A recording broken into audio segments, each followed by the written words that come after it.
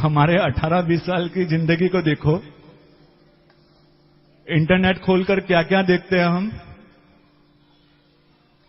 WhatsApp में किस तरह के मैसेजों को पास करते हैं, किस तरह के पोस्टरों को पास करते हैं।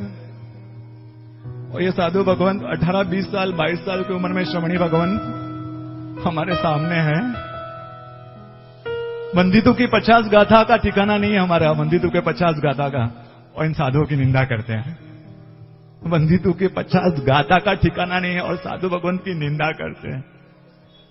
यहां से आपका घर 2 किलोमीटर हो, वहां पर व्हीकल की जरूरत होती है हमको, और ये पैदल विहार 25-25 किलोमीटर 30-30 दिन, उनकी निंदा करते हैं हम। शर्म नहीं आती हमें इनकी निंदा? अरे जीभ कट जानी चाहिए जब हम किसी साधु भगवान की निंदा करें। सच बोल रहा हूं, जीभ कट जानी चाहिए हमारी। क्या क्या अधिकार हमारा? रात को यहां लॉरियों में खड़े होकर पाव भाजी खाते हुए शर्म महसूस नहीं करते हम, और इनकी निंदा करने का। आज इस संयम संवेदना के माध्यम से कभी जीवन में इस तरह का पाप किया होगा ना, पाप, शायद भगवान और किसी पाप को माफ कर देगा, लेकिन श्रमणी भगवंत की हुई निंदा। सुरेश भाई, ये महात्मा मोबाइल वापरते हैं, मैं सामने बात कर रहा हूं, ये मोबाइल वापरते हैं, ये वापरते हैं, वो वापरते हैं। एक बात मुझे पूछना है आपसे, कभी साधु भगवान को किसी दुकान में, मोबाइल की दुकान में खड़े होते हुए मोबाइल लेते हुए देखा है आपने कभी?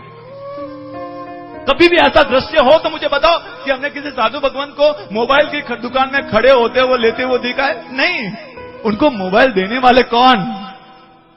और हम ही साधु भगवान की निंदा करते हैं। कभी कुछ गलतियां दिखे, और 5वां आ रहा है, ऊंडा अवसर भी निकाले। श्रावक की भूमिका है ना, श्रावक रात को नहीं खाता है, पालते हैं हम। श्रावक के जमनवार में इस तरह का नहीं होता है, श्रावक का स्वामी वात्सल्य ऐसा नहीं होता है, और हम उन्हीं साधु भगवान की निंदा करते हैं। कोई साधु भगवान की कब कुछ गलतियां हो, उनके पास जाओ, वंदन करो, साहब मेरी आंखों ने ये दृश्य देखा, मैं पापी, शायद इसका कोई दूसरा होगा, आप बताइए ना कारण। तो उन साधु भगवान को भी लगेगा कि हाँ, हमारे माँ बाप है जो हमारी आत्मा का ध्यान रखते हैं। लेकिन किसी मोहल्ले में जाकर, किसी चौराहे पर खड़े होकर, 4-5 लोग खड़े होकर, वो मारा साहब यू, आ मारा साहब यू, वह मारा साहब यू, ऐसा बात करना, इससे बड़ा पाप इस जन्म का कोई नहीं है। बस इतना कर देना। कुछ हो, जाओ गुरु को उनके पास, तो पूछो, सर मुझे ऐसा लगता, आप बताइए ना। तो उनको भी लगेगा कि हाँ, ये श्रावक श्राविका, लेकिन हमारा भी तो ठिकाना होना चाहिए। हम व्यवहार के लिए, हम अपने घर के व्यवहार के लिए कुछ भी, परमात्मा की आज्ञा को धज्जियां उड़ाते हैं हम। हमारे शादियों में मक्खन चलता है, हमारे शादियों में बटर आता है, जो मांस के बराबर भगवान ने बताया, मांस और मक्खन को एक ही कैटेगरी में रखा है। और हमारी शादियों में व्यवहार के लिए, सुरेश भाई व्यवहार में बैठे, लाना पड़ता है, करना पड़ता है, और हमारे इस मुंह से उन साधु भगवान की निंदा करें। आज ये पाप हुआ है ना अपने जीवन में। मेरी इच्छा है, नमो लोहे सब साहुनम, आ काल मा साधु थनारा महान की एक पंक्ति, नमो लोहे सब साहुनम, आचे अणगार हमारा। हाँ, ये नमो लोहे सब साहुनम, उस पद को हम ले और इन साधु भगवान के सामने खड़े हो जाए हम, और आज तक जीवन में एक प्रण ले, आगे से इस जबान पर कभी मेरे महात्माओं की निंदा नहीं आएगी। हाँ, कभी नहीं आएंगी।